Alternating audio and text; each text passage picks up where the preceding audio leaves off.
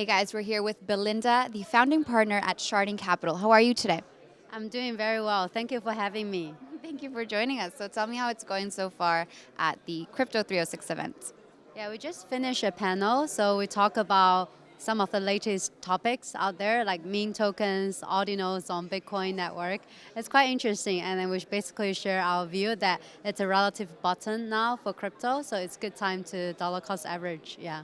A relative button? Bottom. Oh, bottom. Yeah.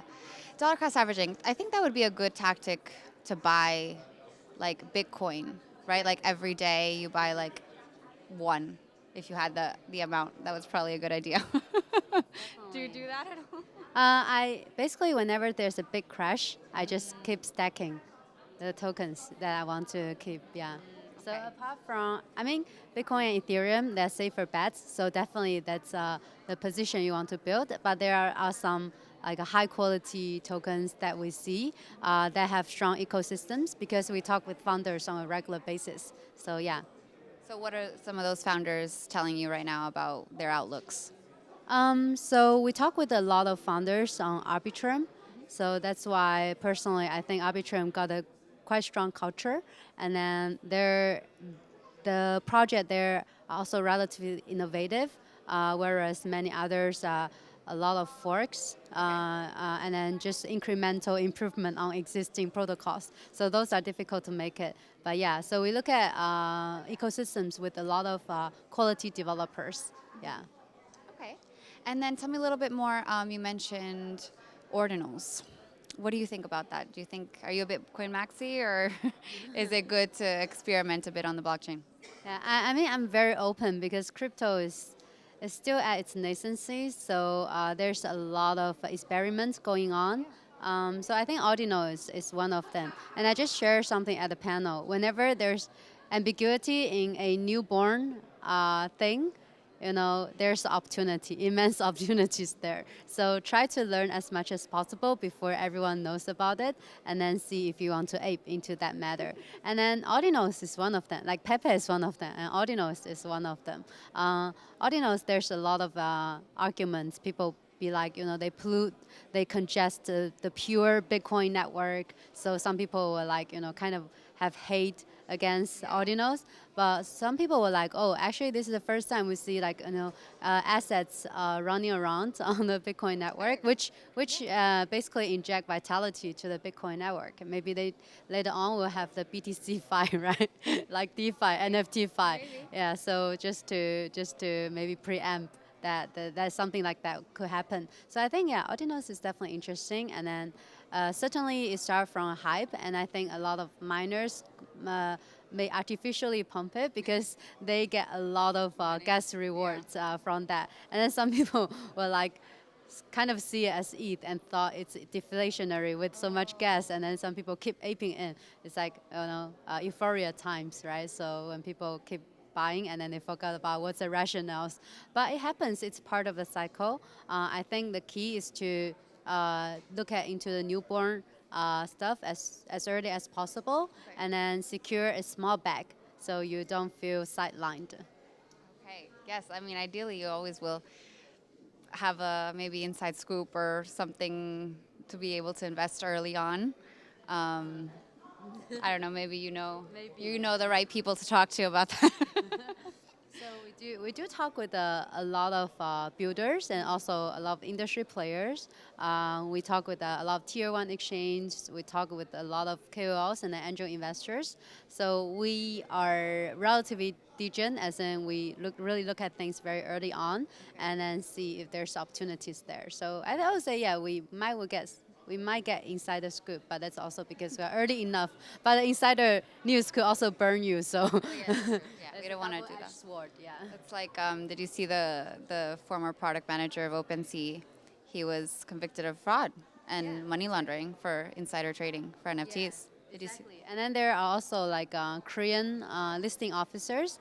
They got charged basically. I think sent to prison or something, but for sure they have some punishment in terms of getting rebates from listing certain projects. So now like Korean exchanges are very strict in terms of listing new projects. Yeah. So it happens. Yeah, we don't want that to happen to us. So tell me what else. Do you enjoy going to these types of events like this and networking and or speaking on panels? Like, is it helpful for you? Yeah, definitely. I think capital, right? VCs in general, it's not just about money injection.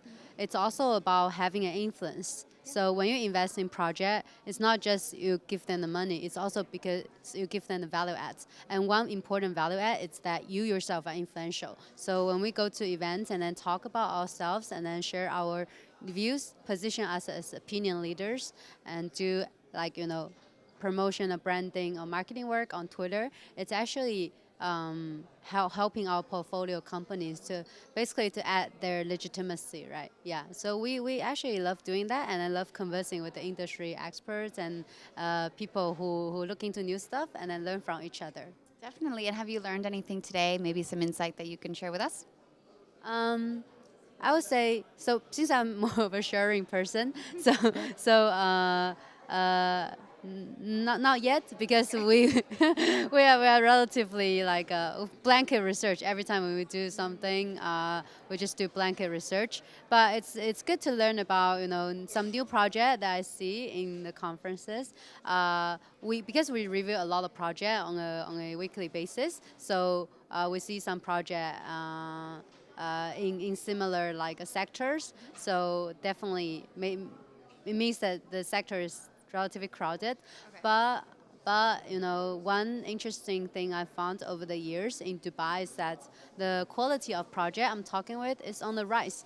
Previously back in 2017 when I started, there's a lot of comment, a lot of scammers, but now it's like I think more legit projects are coming to the region, and then when you talk with builders, some builders are legit builders, and then can really explain well what they're building, and then the roadmap, etc.